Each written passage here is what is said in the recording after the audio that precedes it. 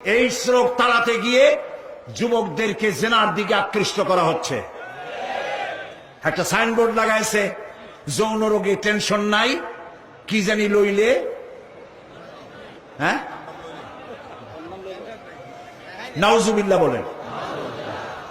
এটা কেমন কথা? আপনি লিখবেন এইডস রোগ হচ্ছে মরণ ব্যাধি, ধর্মীয় অনুশাসন মানলে পরে এইডস রোগ থেকে বাঁচা যায়। এটা দেখুন, যে লিখেছেন, যে ব্যক্তি লিখেছে এই স্লোগান, যার মাথায় আসছে সে নিশ্চয় চরিত্রবান না লম্পট। লিখেছে এই যৌন রোগে, বলেন না কি মুখস্থ,